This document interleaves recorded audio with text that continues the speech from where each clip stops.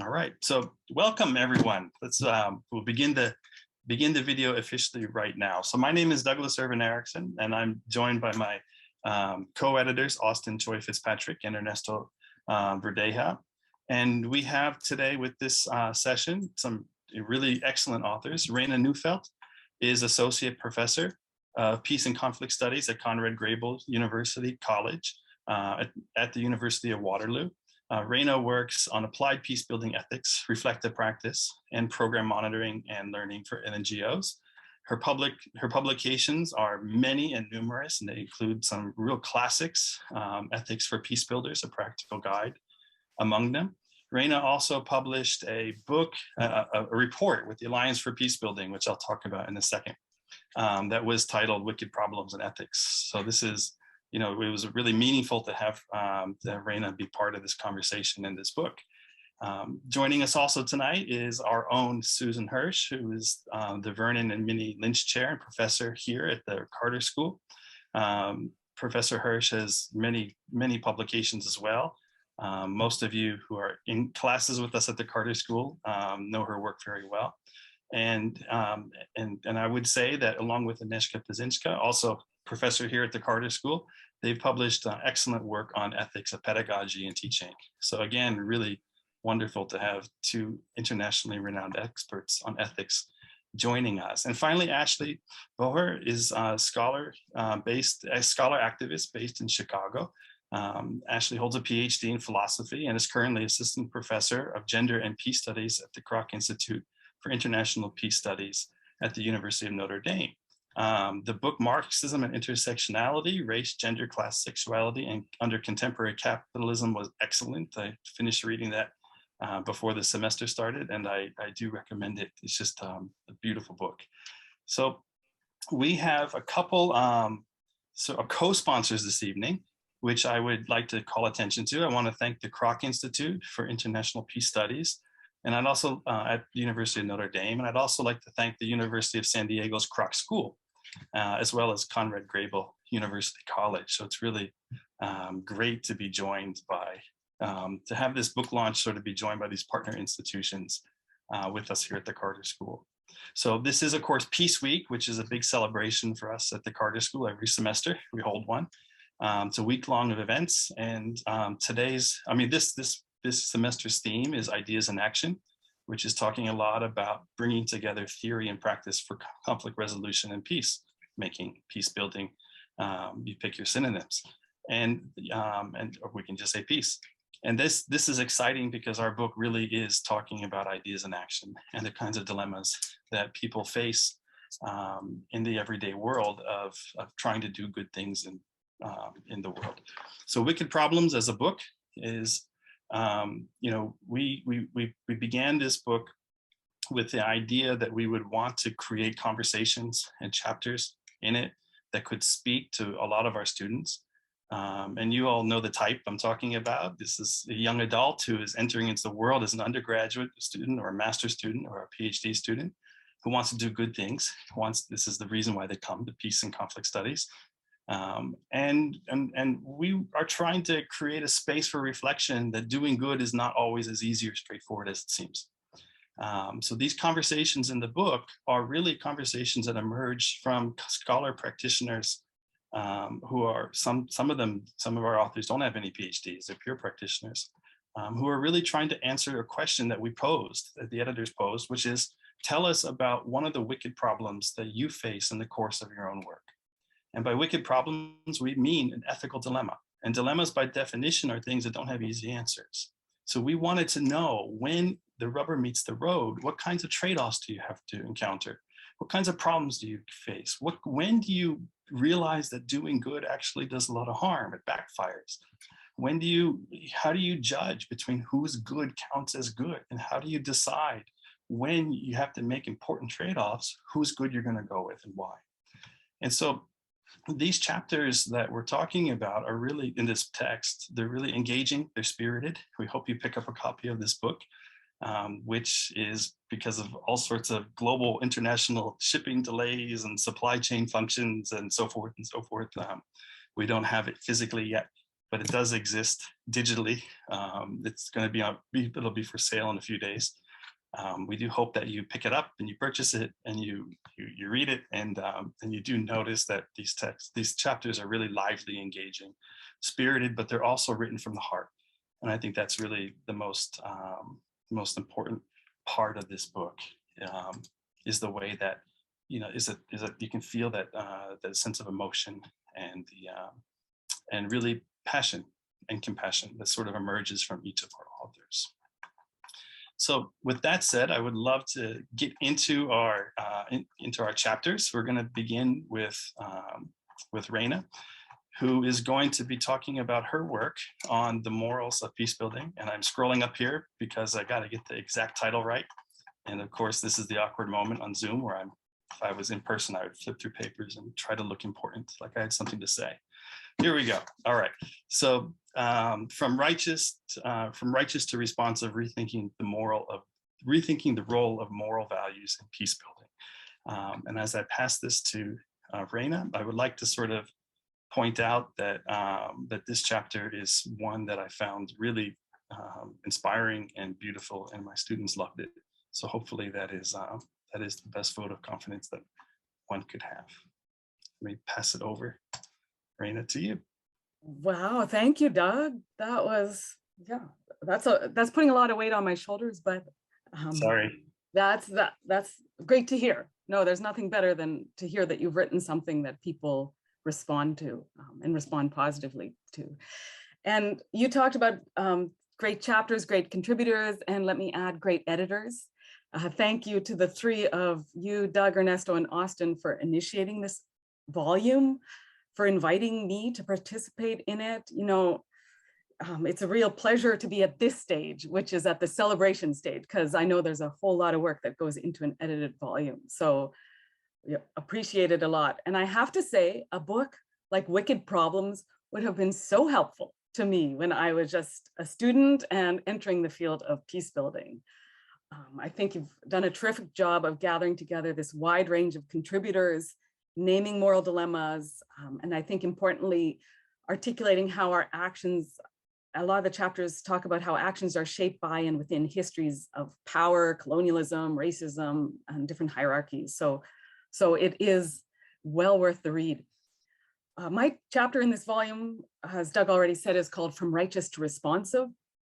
And in 2000, let me step back, I started working on peace building with a humanitarian and development organization. And so that was a few years ago. And I would go to the office and then respond to the situations that were at hand. I was being asked to respond to it, a situation of escalating conflict, or there's need to support de-escalating conflict. Whatever you could do it now and do it quickly. And if that happened to be conjoined with a humanitarian crisis, then the urgency quadrupled for good reasons, right? Because there are these big problems of civil wars, of emergencies, of catastrophes, and conflict is embedded or layered within them. And so some of you also experience this, you'll know what I'm talking about on this call. And you are asked to respond to the crisis of the day, even when you know that peace building is long-term, even knowing that it's systemic. And in retrospect, I'm in a much better place now to see that action itself was implicitly the moral good that was valued at the time. I think part of that was because peace building was supposed to be ethical, right? We made a value-based choice to enter and work on conflict, to pursue peace. And so any action we took was de facto ethical, wasn't it? And on the surface, that seemed right. It seemed proper.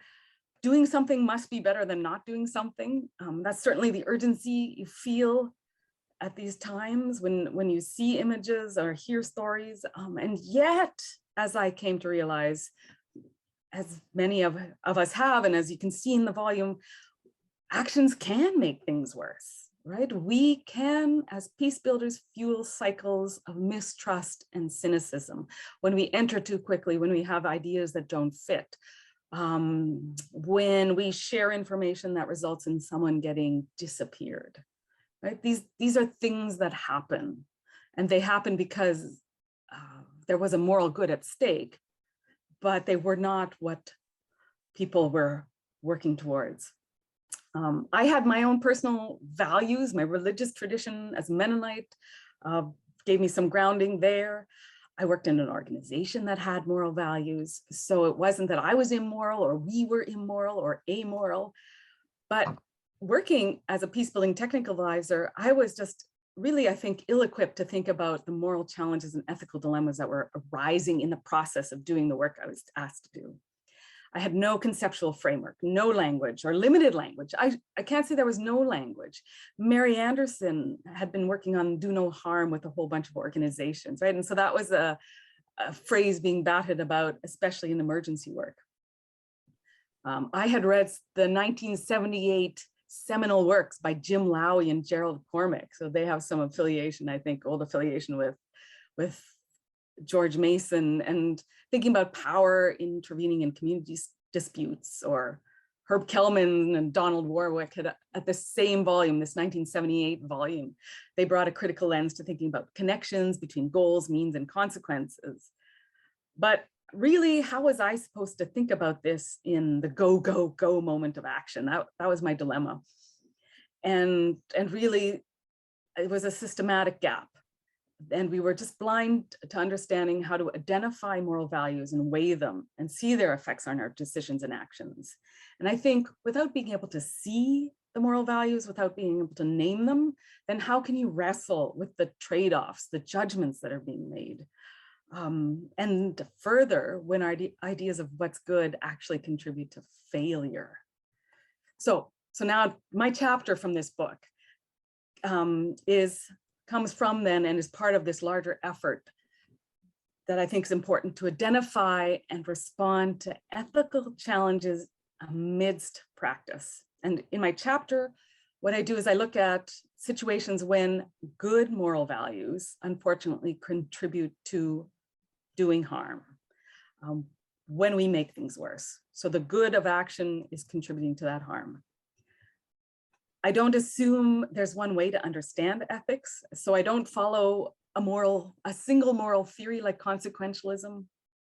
I see many different things we consider to be important and of worth and upon which we're making our judgments. And those are our moral values, right?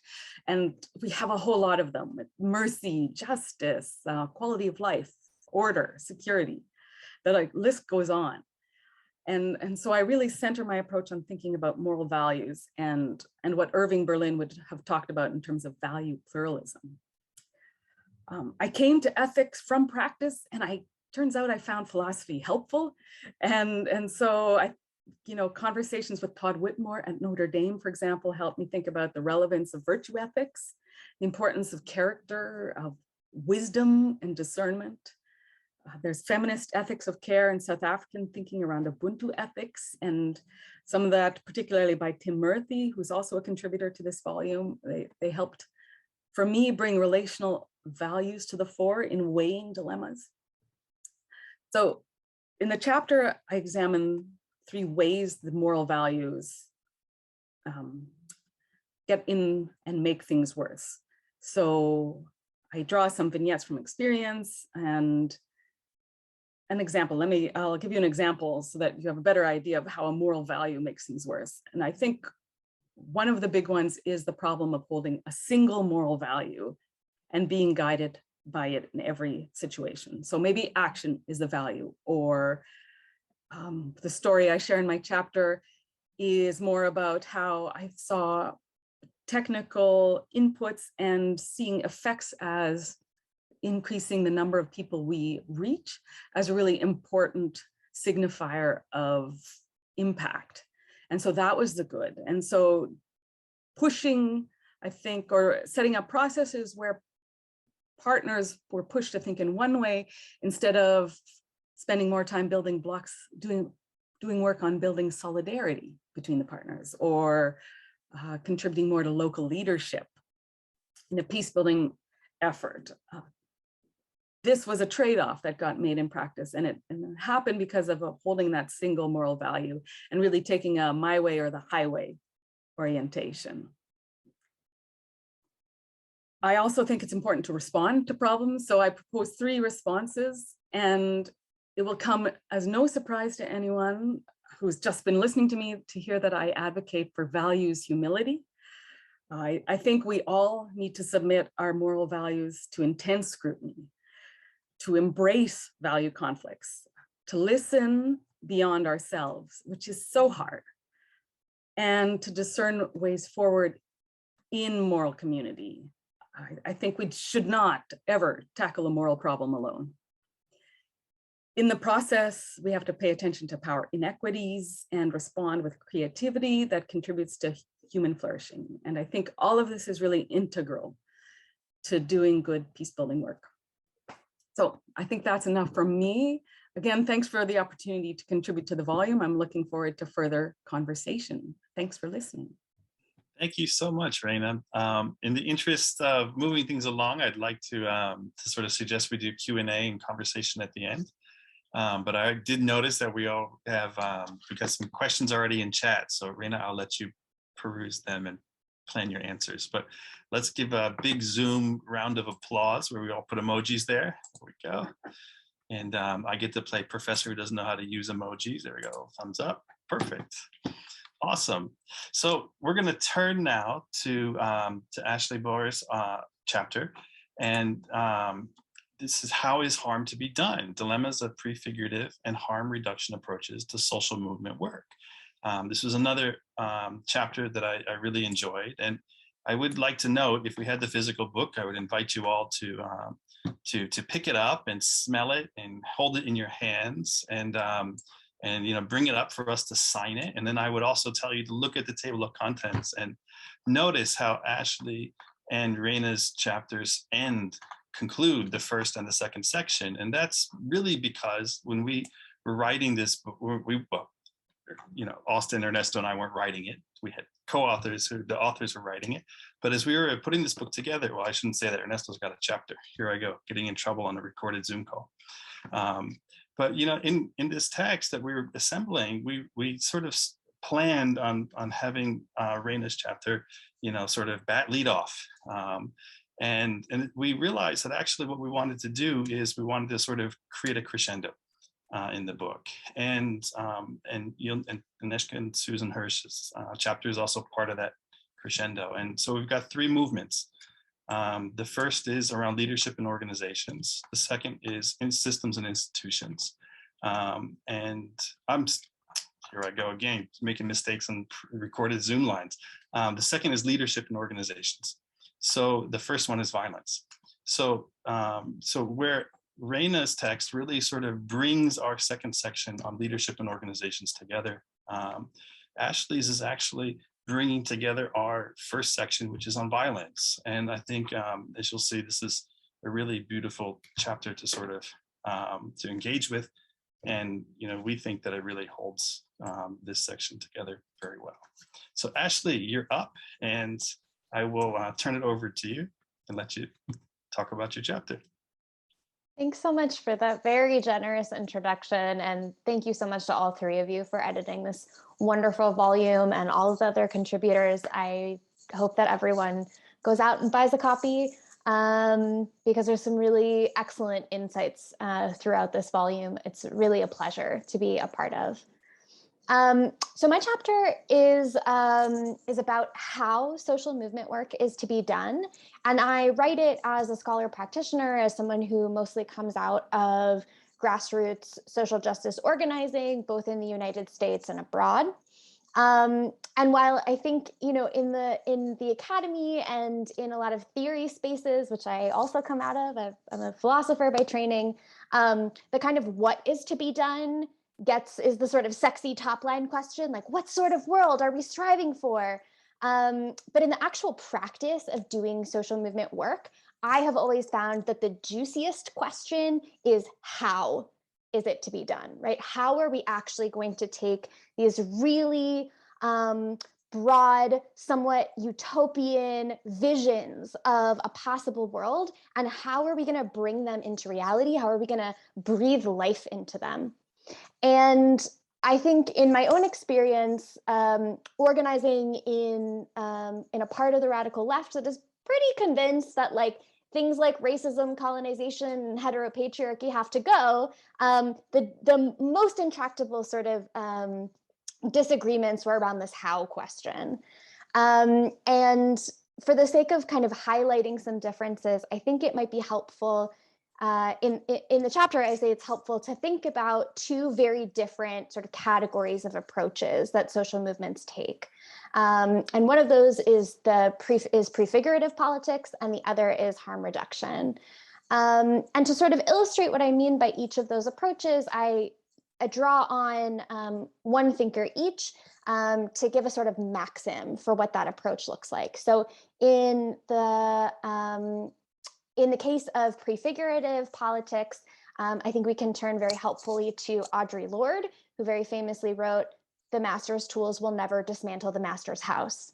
And so the kind of core of the prefigurative approach is the idea that every movement that we make and every decision that we take as social movement activists have to be entirely consistent with the project of the world we want to bring about, right? So we can't compromise our values. We can't use institutions or tactics that fall short of the highest vision of our values, because then we're just repeating the very harm that we're seeking to unseat. So no matter how successful or how instrumentally useful those strategies might seem in the short term, they ultimately compromise the possibility of reaching our vision. That's the sort of prefigurative approach. Like, we need to be building the world we want to see in the future now, and all of our actions have to conform with that vision.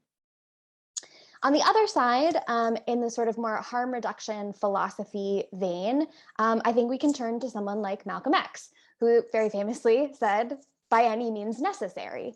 And so on this approach, right, all tactics, all institutions, maybe all discourses are at least potentially available to social justice movements, even maybe the master's tools, right?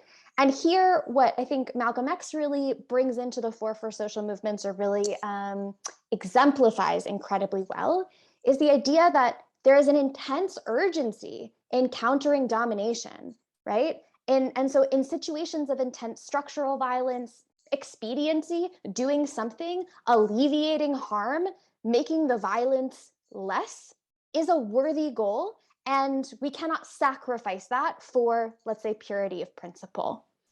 And so using these kind of two approaches is pretty, different choices available to social movements. Throughout the essay, I raise some of the considerations that activists consider in adopting one approach or the other.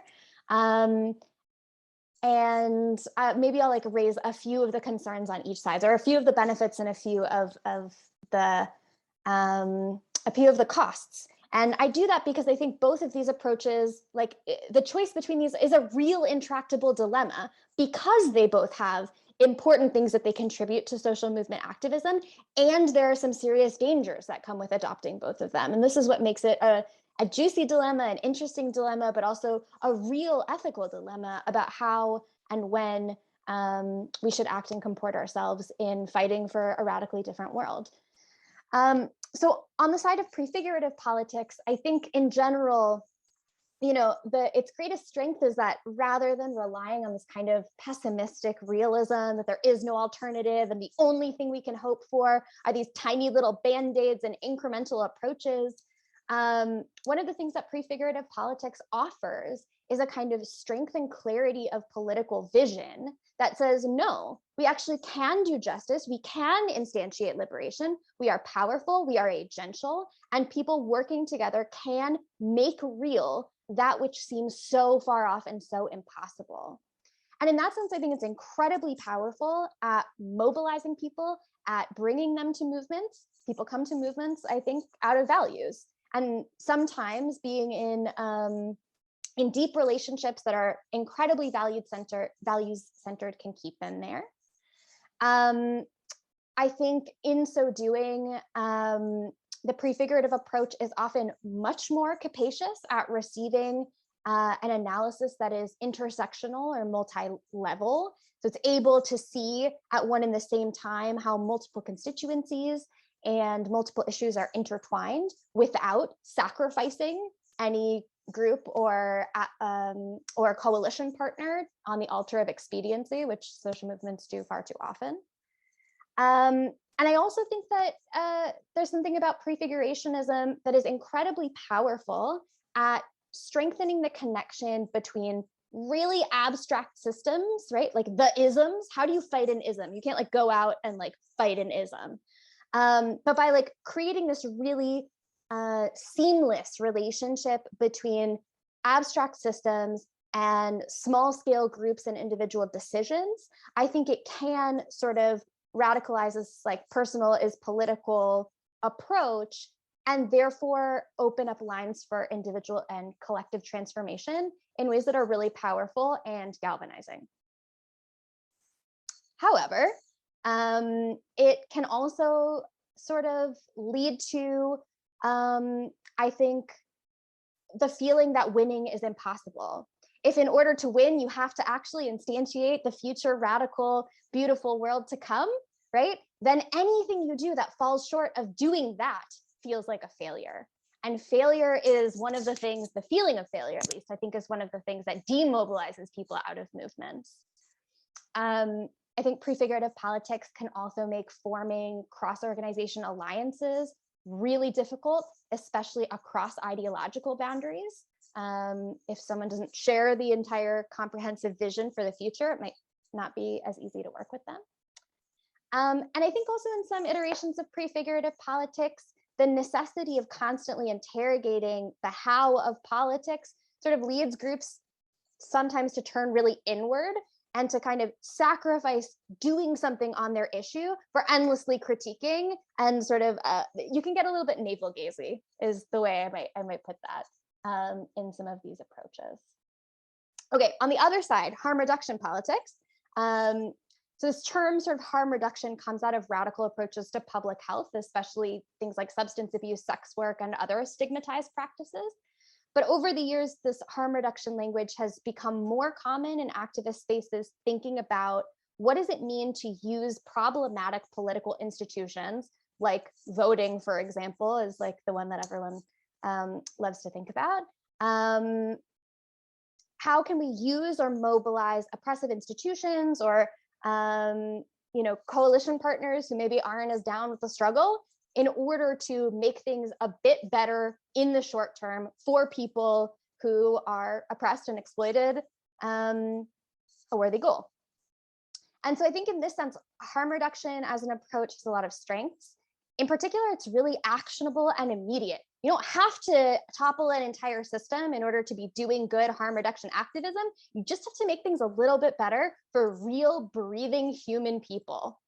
I think it also opens up the opportunity to use a wide variety of sources and tactics for engaging in social justice work, even when those tactics or resources might have complicated and unsavory histories. I think this also means that like these movements that are focused on harm reduction can often hold a lot more heterogeneity of vision, which can itself be exciting and can push forward new ways of approaching problems and different access points to power, strategic organizing, and mobilizing resources, rather than getting sort of entrenched in an echo chamber. At the same time, harm reduction has some deep and lasting challenges. The first of which is that it sort of suggests that the goal is reducing, not eliminating harm. And so it can sometimes suffer from a short-sightedness or a short-termness of its vision. We can also get into some really complicated situations when people have to determine or make choices about whose harm is going to be prioritized, especially in situations where group interests may be opposed to one another. There's the great risk of respectability politics or sacrificing movement partners when challenges get really difficult. And for this reason, harm reduction approaches are so much more easily co-opted by powerful institutions for their own ends. Because when you work with and inside and alongside institutions of much greater power, activists can face a really immense pressure to dampen their rhetoric or to accept compromises that reproduce harm in other ways, even if they might win their short-term goal.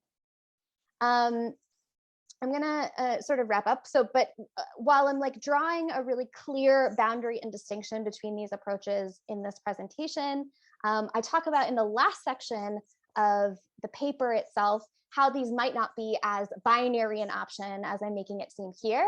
And if you want to find out how I reconcile those, you should read the book. It's great. Little pitch. Thanks. Awesome. So you can now get a feeling for what Ernesto and Austin and I were feeling like as we read these chapters coming in. They were just one after another. We picked them up and we're like, this is awesome. This is the best thing we've ever read. Really beautiful, beautiful job. And do buy the book so you get the ending. Thank you for not giving away the spoiler, right? There we go. And cool. So we're turning now to Susan Hirsch and Agnieszka Pazinska's chapter. And as I was talking about earlier, we've got the three presentations today are really sort of the presenting kind of capstones to each of our three sections in this book.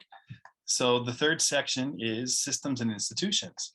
And as you can understand, this deals with transitional justice and big sort of things with human rights institutions. We decided that we really wanted to really bring this book to a conclusion with a real conversation about teaching, since we imagined that many of our readers would be students in the classroom, those eager 20-somethings, 30-somethings, ready to go change the world. And this chapter is really about the ethical dilemmas of teaching. One of the great aspects of this chapter is that it's also, it really provides rich fodder for conversation that your students can bring back to the classroom, which was fun earlier this morning to get some conversations on my ethics as a teacher. So, which is the point of the book. This was in the point of the chapter. So I'll turn this over to this excellent chapter, Consent, Inclusivity, and Local Voices, Ethical Dilemmas of Teaching Peace and Conflict Zones. Thank you, Doug. I think I speak for both Agnieszka and myself when I say thank you to the three editors. We are so thrilled to be part of this project and to be on this panel today.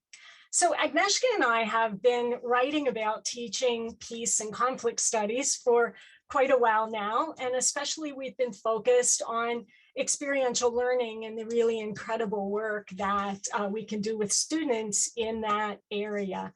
And writing this chapter allowed us to think about our students' ethical commitments and how they would figure into our work as instructors, particularly in relation to experiential opportunities, those opportunities that we bring our students to so that they get to become familiar with what they might do as practitioners. So we've noticed in the past few years that the students coming to us increasingly see themselves as activists, as social justice warriors, and often they hold quite clear views of what constitutes ethical action.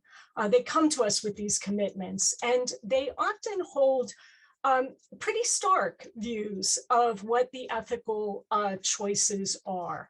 So as instructors, we felt that we face a challenge. How can we teach ethics to budding practitioners who want to change the world and who have a strong sense of how it should be done? Writing this piece allowed us to think really intentionally about how we teach in the era of what we call in the chapter black and white ethics. We want to honor students' commitments, yet also we want to be sure that we avoid harm that can emerge through the learning process, especially in experiential learning, especially in field-based work with partners. So in thinking about this, our piece links directly to Raina Neufeld's chapter and to the point that she made for us a little bit earlier, that having moral clarity doesn't always lead to the most ethical choices. In order to avoid harm, students, especially on a field course, need to appreciate that there might be cultural or other factors that could come into play to shape the moral clarity to shape differently the moral clarity that they might have come to the situation with at the beginning. Avoiding harm can be difficult. Students want to learn by doing, and we want that as well. Yet their inexperience as practitioners, sometimes our inexperience as well, and our desire not to be heavy-handed, that might lead all of us off the ethical rails in an experiential learning opportunity. So Agnieszka and I have experienced all these things, and with those in mind, we, along with some other Carter School colleagues, developed a model for field-based short courses that we think is attuned to guiding students toward ethical choices, or at least giving them a set of tools for approaching those choices. And we've written about this in an edited volume that we put together called Conflict Zone, Comfort Zone. I'll just say the model that we have is leans heavily on strong local partnerships, lots of reflection for students, and sustained connections with local communities over time. Also, our model pushes back a little bit against Black and white approaches to ethics, and instead draws students into ethical gray areas. And that can be kind of discomforting for everybody involved. But here's our rationale. Our aim is to engage students in ethically challenging activities so that they'll be equipped to recognize these gray areas and be comfortable enough to inhabit them for the time it takes to develop strategies to operate within them. To accomplish that, we need to be sure that Black and white ethical choices are not their only options, especially on issues that matter or in situations that they might later confront as practitioners. We're not trying to change what students believe or their commitments, just alert them to some of the range of ways that they might put those commitments into action and conversation in a complicated field setting. So putting their ethical commitments into historical and cultural perspective, expanding the set of ethical approaches that they're familiar with, particularly when they confront new contexts or new wicked problems. And finally, we want to teach in ways that encourage students to practice flexibility, personal and professional, in handling ethical dilemmas. So what does this mean in practice, in actual teaching? Well, our chapters offer a set of examples that are centered on 3 areas where we found that students have quite admirably strong commitments. Inclusivity is one, involving everyone. I'll talk about that in a second. Consent, being sure that everybody involved in an activity has agreed to be involved. And finally, local voices and uplifting and centering the local voices. Let me talk really briefly about inclusivity, and then I'll turn things over to Agnieszka. Students rightly have strong commitment to inclusivity. The sense is that everyone in the class is rightfully should feel like they can have the same experience. And this extends to partners as well. Working with partners, everyone should be able to be involved and connected. And we came to think about this issue as a result of an example that I'll speak about. And I was able to then use this example to try to move students into that ethical gray area and really explore it. So in a field-based project-based field course, our students were asked by our local partner to lead table discussions for an event. And the event was primarily attended by women, And our class was a majority women, but with a significant portion of male students as well. So the partner said, please could women, the women students, please be the ones to sit at the table and conduct the discussion, and not the male students. There were some issues of harm that might come up, particularly sexual harm, and there were concerns about that. We talked it through, agreed to it. The discussions at the table were extraordinary. Really, from the partner's perspective, everybody involved, it was a very successful event. The male students sat on their own at a table and had a discussion around the very same questions around harm. And they too reported that it was a tremendous opportunity for them to share some ideas about masculinity, that sort of thing. Afterwards, the students, though they recognized the success in terms of what our partners wanted, expressed great discomfort at the gender segregation. The women students especially felt that something was very wrong with what they had been asked to do. They felt guilty about the terrific experience they had had facilitating, and that the male students had been left out of that.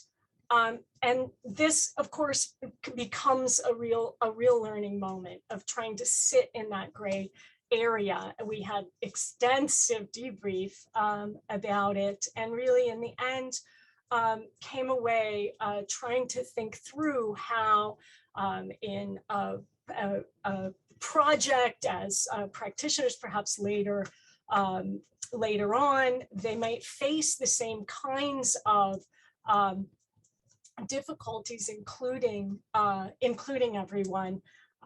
It's a struggle to ask students to sit in a gray area that doesn't feel right to them, even if we can explain that this might be something that will help, be helpful for them in the future, working on teams where decisions are made about who should take on a task, and others are asked to stand down and sit back. And again, like I'm skipping another example, but the extensive debrief, trying to be as transparent as possible about why this might be an area to, though uncomfortable, to explore.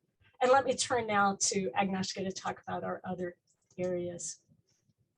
Great, thank you, Susan, and thank you to all three editors. It's been such a pleasure working on this book, and really giving us an opportunity to think about some of these issues, and these, in particular, these ethical gray areas that Susan and I have been thinking about quite a bit over the years, as we took students to field-based courses, as we try to think about ways in which we can prepare budding practitioners for being able to work effectively when they do engage with communities in conflict.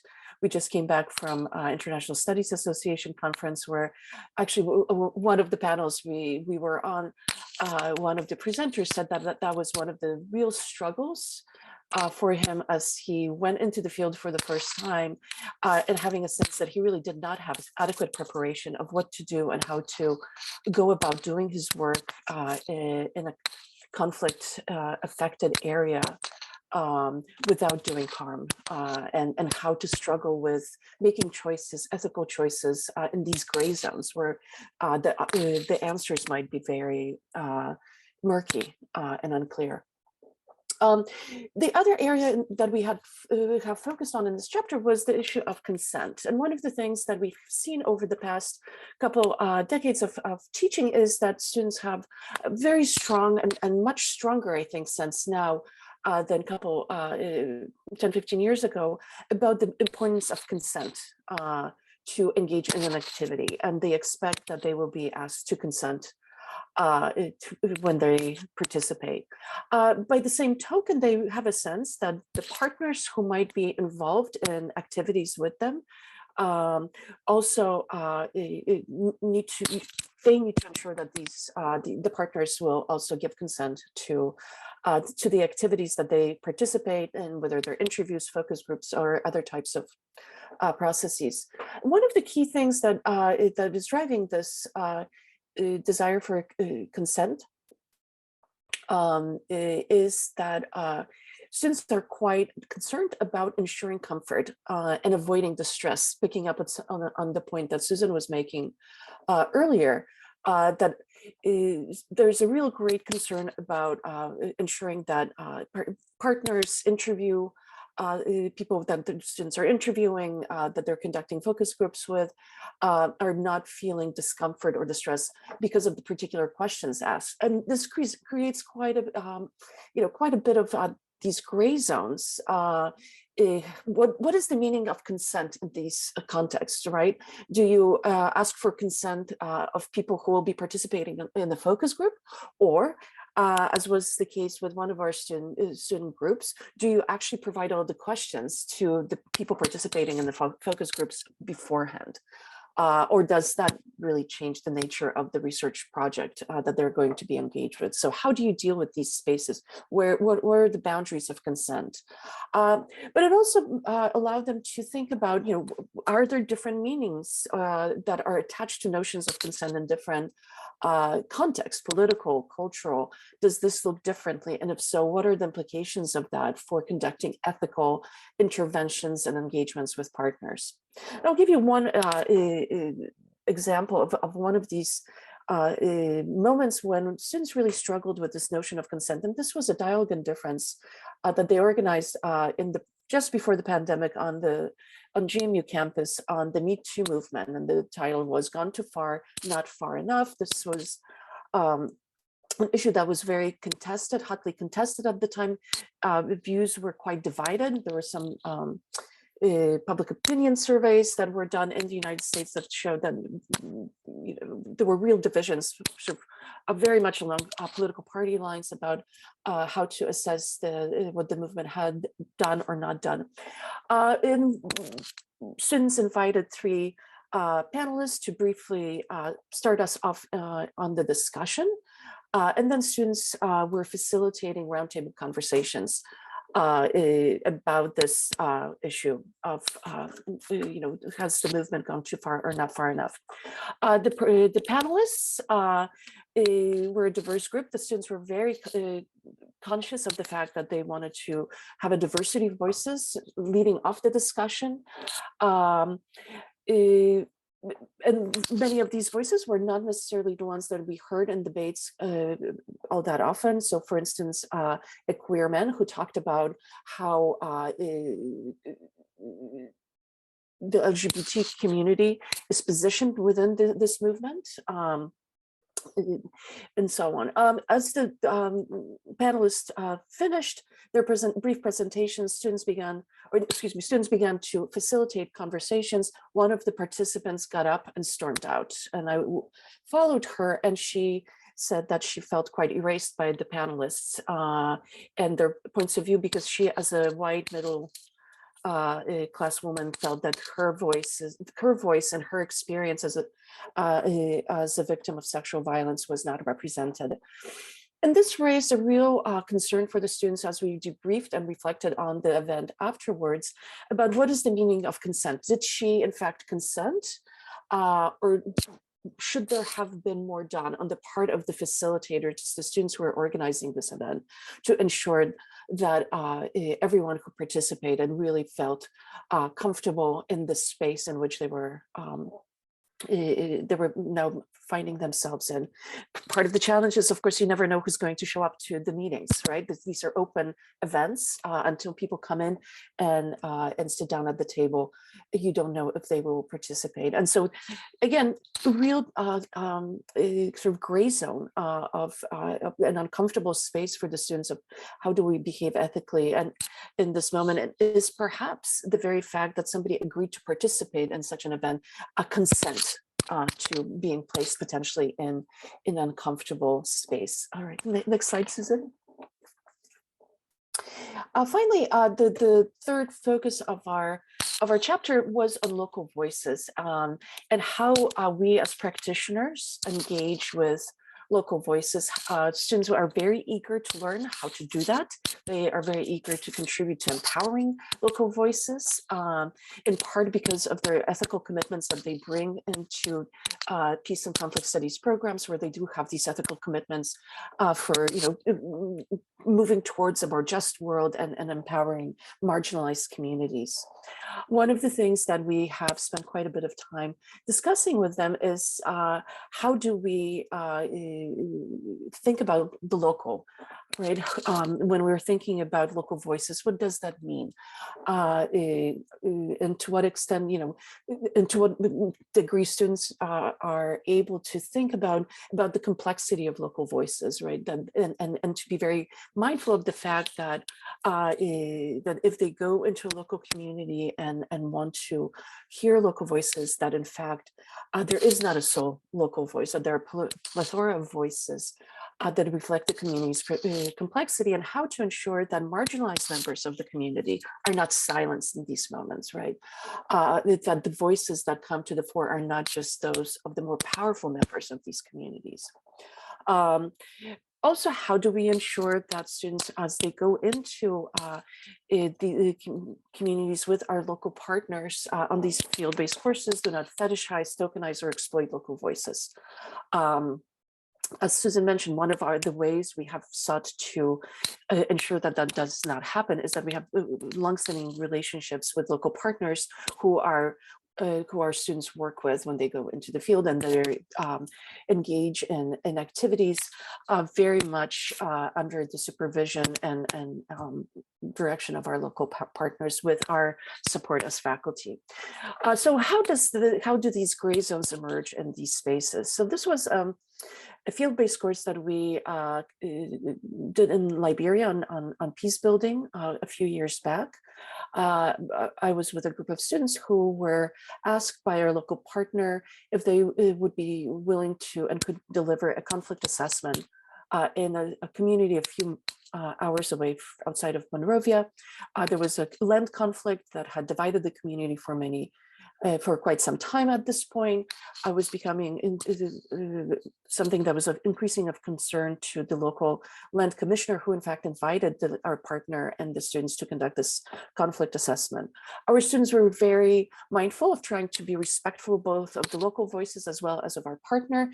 The first person they went to interview was the land commissioner. They left the meeting and with this great sense that now they understood what the conflict was about. Right.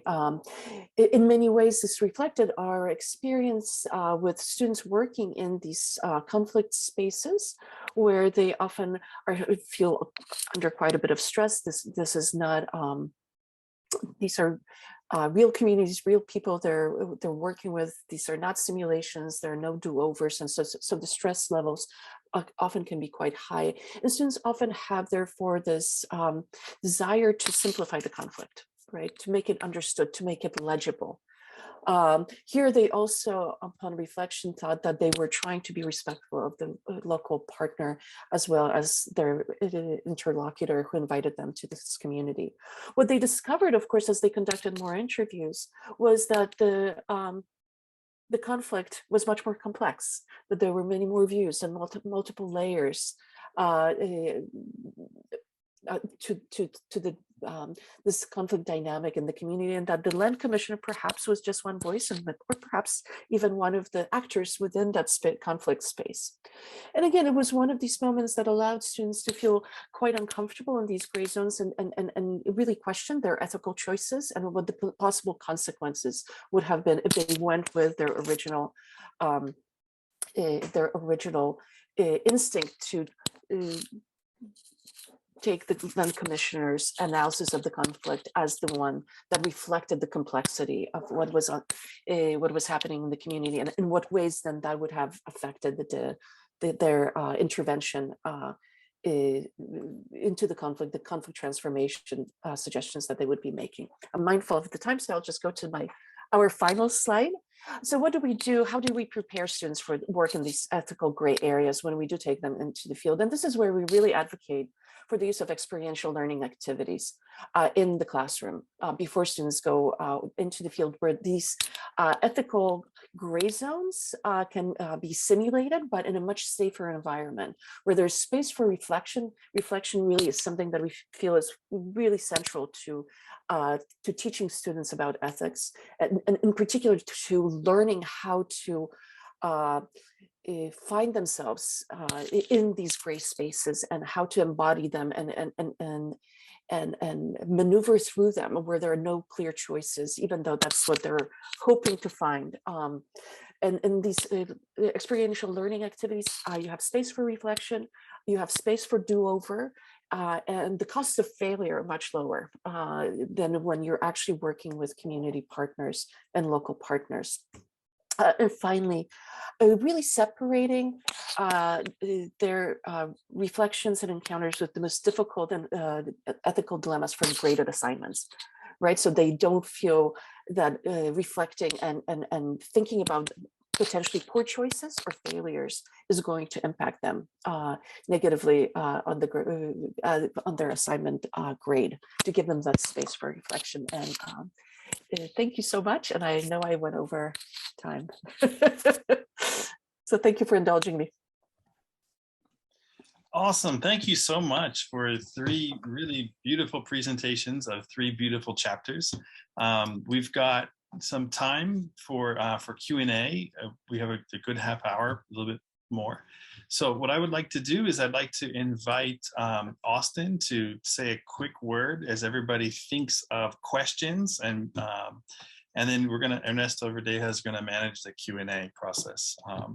And I'll turn this over for Austin for a question from the editors to get the conversation rolling. And please do raise your hands, and we'll take your questions.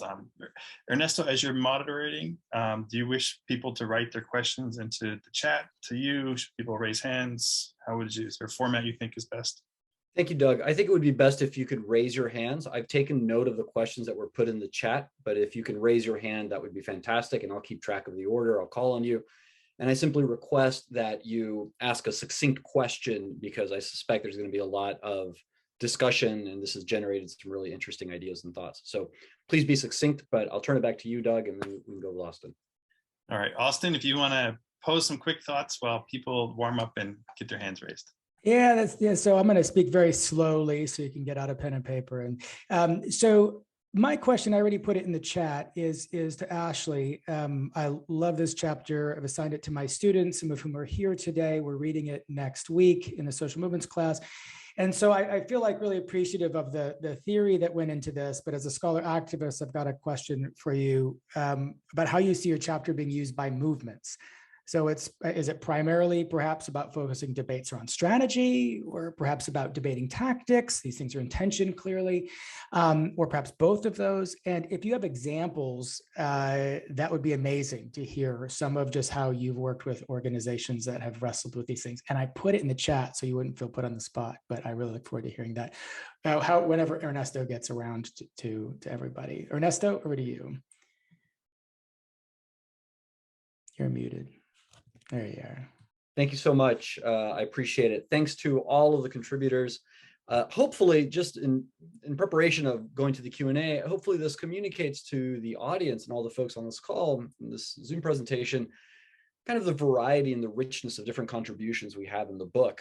They cover themes that are from the international scale to domestic, cover a wide range of themes around racial, class, LGBTQ issues, but transitional justice, atrocity prevention, dealing with different types of state repression.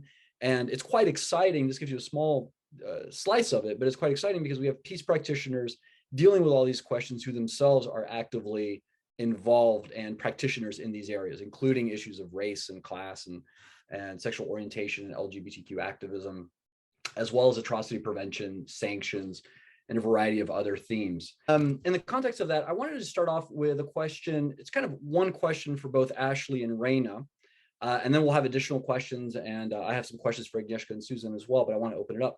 But the joint question for Ashley and Raina is the following. Raina talks extensively about reflective practice and scrutinizing one's values and practices. And I'm curious how you both might think about how this reflective practice is connected to prefigurative or harm reductive approaches in peace and justice work, and whether you might have any examples about that. So I will stop there, and I can turn it over maybe to Raina first and then to Ashley. And Ashley, you can respond to both sets of questions as well. Great, thanks. Thanks, Ernesto. Yeah, I mean, I think, I don't know that I'm going to get at the full range of your question, but I think reflective practice is a necessary component of everything. I think that's my simple answer. that if we're not reflecting in and after and before, that we're not, very good at peace practitioners or activists, I think, and social change agents. But that's, I think you had more there, so I think I'm going to listen to how Ashley answers this one. But yeah, I also saw there was a question in the chat for me, which I'll come back to later. Is that right? Yes, I'll go back. Oh, but you wanted an example of reflective practice. Maybe I'll give you one example of, I was involved in some work with an organization that's working in an area in Haiti, and I'm going to put it back, it was a couple of years ago, so not in the current crisis, but anticipating the current crisis.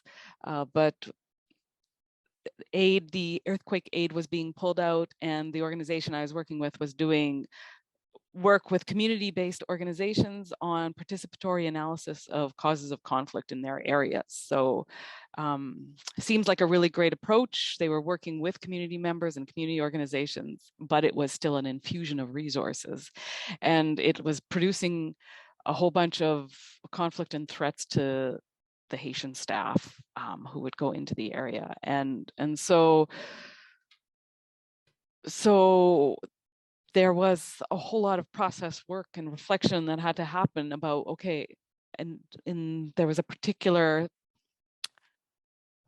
power broker in the community, I'll say, and the power broker was making a whole set of demands, and for the organization to hear some of those demands was tough because they were suggesting things they didn't want to hear.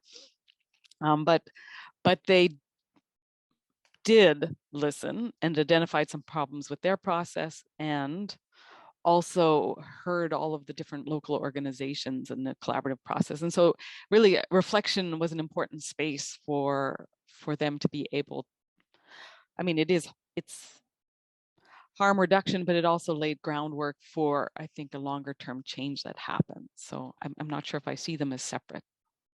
So thanks. Thank you so much, Raina. Ashley, go ahead. Yeah, so I think I'll just start with Ernesto's question first. I think that the sort of reflective praxis is a really important component of any social movement strategy and in any accountable ethical social movement practice, especially because even as I'm sort of naming these general areas of approach, it's not like these are plug and play, right? It's not like we decide, we're prefigurationists and therefore we don't ever have to make any tactical or strategic decisions ever again. Wouldn't that be nice, right? We just we name an approach and then we're like, we're done. It doesn't, right? And so even after figuring out the sort of strategic center of a movement or an organization or a group of people, there are still hundreds and thousands of micro decisions that go into how and in what way are we going to instantiate that principle in this moment, given this balance of forces. And I think that's true for both approaches in slightly different ways. I think in the prefigurationist sort of approach, right, we live in a terrible world. The world is terrible. And so sort of by definition, we are organizing under non-ideal conditions. And there's always a little bit of complicity and compromise that we have to navigate. And so the reflective moment is often like, what amount of compromise feels like it still allows us to hold fast to our vision for massive structural and transformational change. And on the other hand, with harm reduction, right, I think there's a lot of critical thought and reflection that has to go into, is there a point at which winning our campaign actually creates more harm, right? More harm than less. And these are all questions that are not answerable in the abstract or by a maxim or a principle or an approach, but can only be worked out in the nitty-gritty, in the moment, doing a tactical analysis inside the balance of forces in which you're fighting and militating, right? That's not, tactical questions are never answered in advance. They can only be answered contextually. And I think, this is a bit, to move to Austin's question, something that I find really, that I think social movements don't do quite enough of. I think we often, as activists, have massively overdeveloped the external critique muscle and not enough developed the internal critique muscle. And so I think both practitioners of both approaches, I think, have really good reasons for acting in the way that they do and for believing that there are moral, principled reasons behind adopting an approach, which I hope that I highlight on both sides in the piece. I do think that because activism often means that we're talking to people who agree with us more than people who disagree with us sometimes, especially on the radical left, that we can become a bit desensitized or not as accountable to the drawbacks of our approaches. And so I'm hoping a little bit that what this article does is it highlights, right, the really good reasons why radical social movements maybe make different choices than I make in my social movement, and gives me a sort of guide to think about, like, okay, I've chosen this approach. What are the things that I have to look out for? What are the places in which making that decision might have consequences or effects that actually run counter to building a better world? And one of my favorite examples, I think, to think about in this is actually not from my own life, it's historical. But 9 months before, Rosa Parks very famously sat down on a Montgomery, Alabama bus and said, no, I refuse to move to the back of the bus. I'm a paying customer and I will sit here at the front of the bus like I am entitled to. 9 months before that heroic act, the same act was taken by another young woman by the name of Claudette Colvin. Claudette Colvin made the same choice, and her case was brought up to the Montgomery, Alabama civil rights leaders as a potential case to use as a testing ground for fighting for the desegregation of Montgomery, Alabama buses. And they decided that because Claudette Colvin was 15 years old, that she had a child out of wedlock, that she might not be the most sympathetic character to put as the face of a campaign, right? And that in a certain sense, they would happily wait for a more sympathetic, more respectable test case or cover case, right? In order to push forward the civil rights campaign. Now, I think we can see ways in which, or we can see the dilemma play out, I think, incredibly clearly. On the one hand, there's a way in which making that decision to not take up Colvin's case further exposed and criminalized a young Black woman already oppressed, already disenfranchised, already sort of marginalized by a society that was not only racist, but also had very particular understandings about heteropatriarchal ethics. And sort of, there's a way in which that decision confirmed, right, or worked in line with the dominant structure in choosing to say, no, we're not going to fight this case.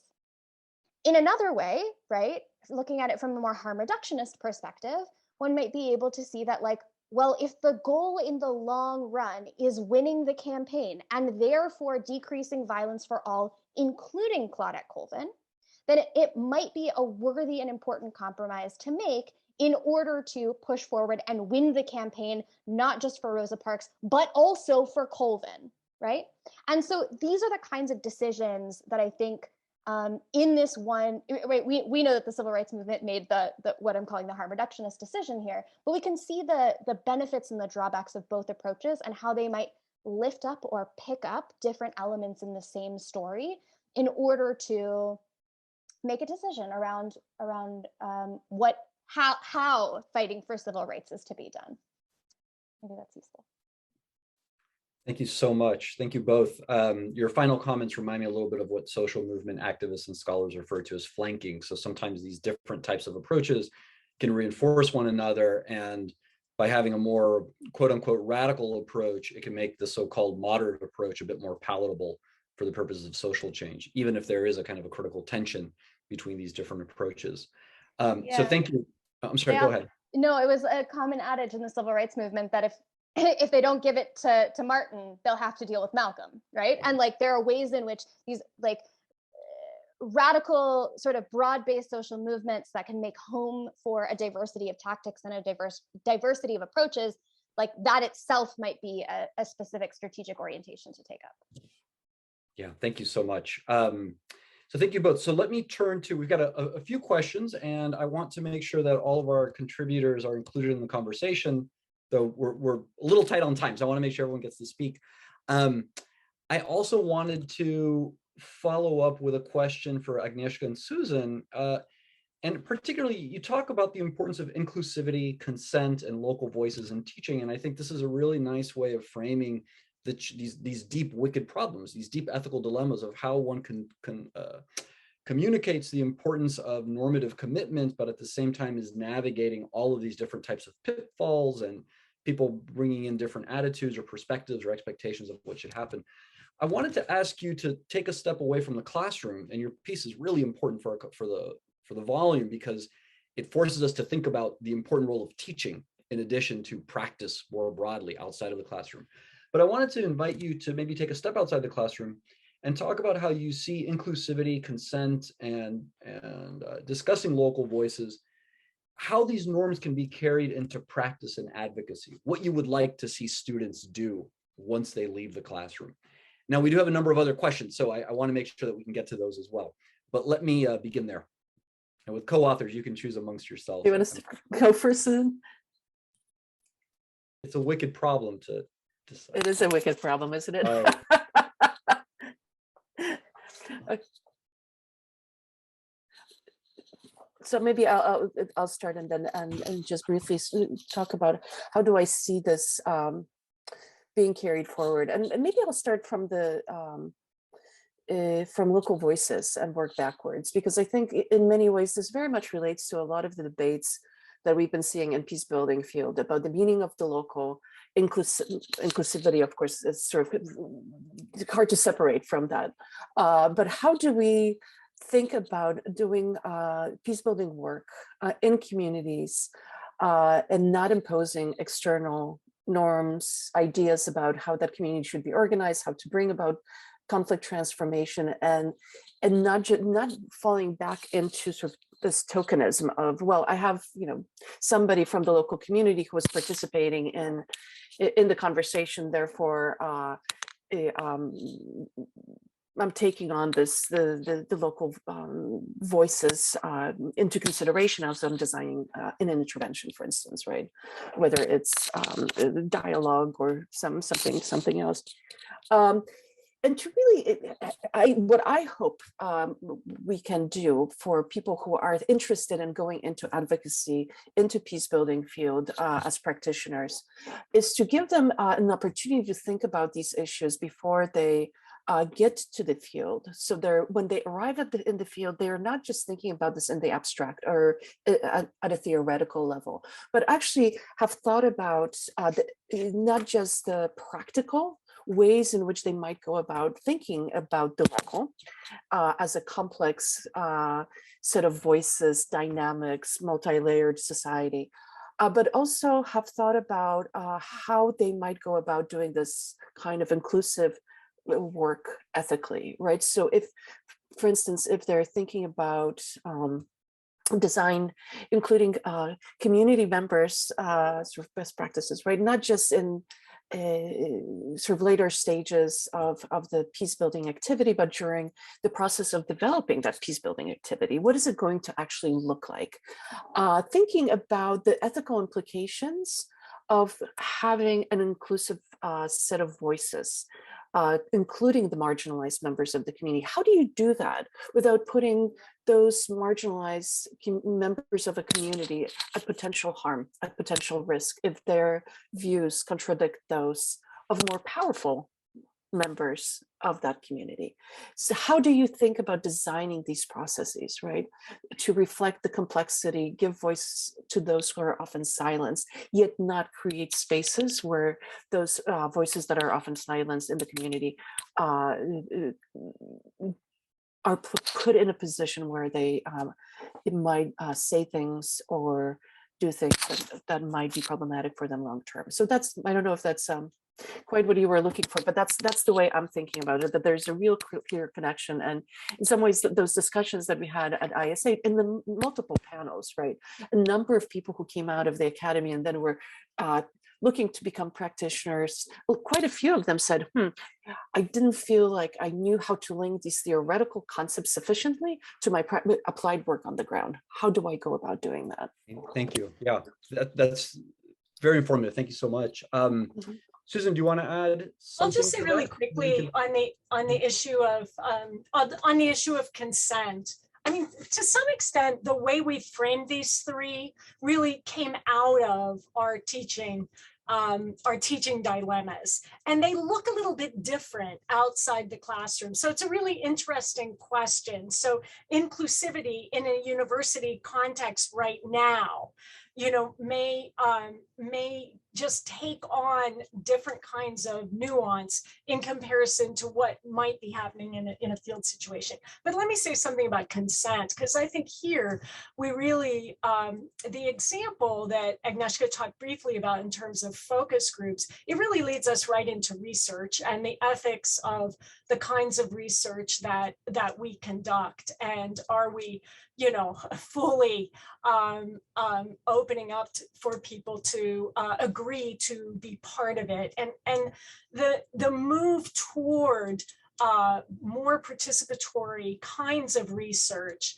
I think is, you know, if we really take seriously the power dynamics and the politics around research, we would be running much more quickly toward research that's generated by those who often experience the harm of being the subjects of research. And, you know, we have some kind of go-to areas of ethics around research, like re-traumatization and that kind of issue. But I think there's much, much deeper concern about what is it we are choosing to study? How is it we positioned where we are in the academy, making choices that often seem like really the moral thing we need to learn about by doing rigorous research, and yet end up causing harm. And maybe I'm saying this, I'm about to conclude, just came off of a panel yesterday during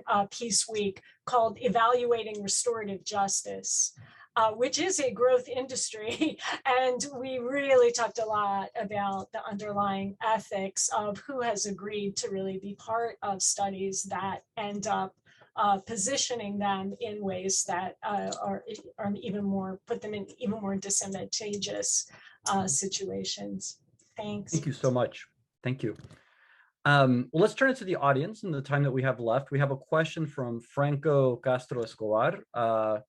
It's in the chat, but Franco, if you would like to ask the question, if you could keep it nice and tight, let's go to you first. And we'll Sure. Yes, my question was related to philosophy and ethics. So I'm familiar with Peter Singer's concept of effective altruism, and I believe there's another book called Strangers Drowning, where they talk about how some people take this concept of whenever we're going to do good effectively, and not necessarily caring about who's closest to us.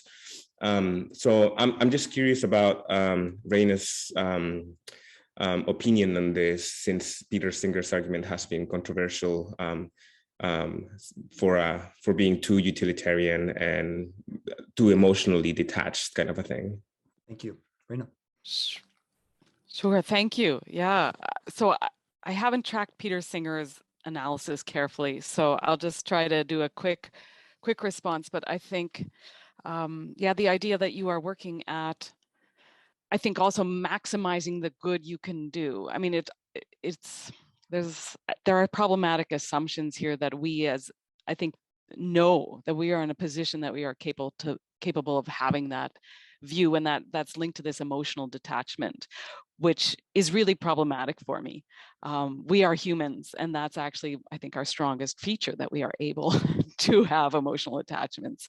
And so not to say that effects don't matter, because they do, but I think how we come up, I also resonate with the point Ashley made about the how. Really, it's about the how, and the only way to determine how to do that well is with conversations, and yeah, we don't determine that from an external point. I go back to the universal separated person who is rotating around before.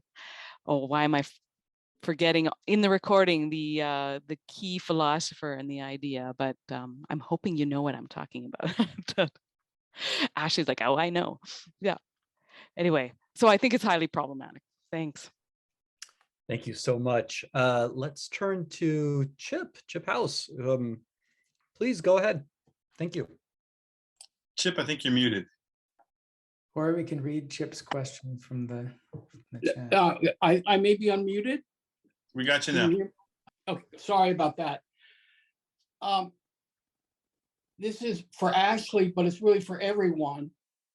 I got introduced to the concept of wicked problems in the 1970s when Melvin Weber and Horst Riddle's article first came out.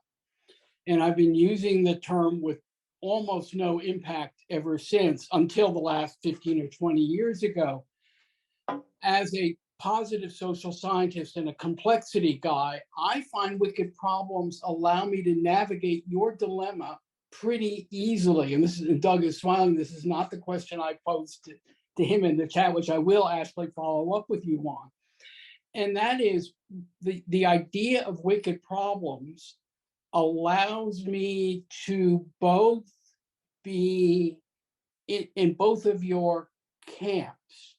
So ironically, on Friday, I was talking to Melvin Weber's granddaughter, who Doug knows and Austin taught, and who is a hardcore person who says we have to absolutely live the values that we talk about every second of the day in which we do our work.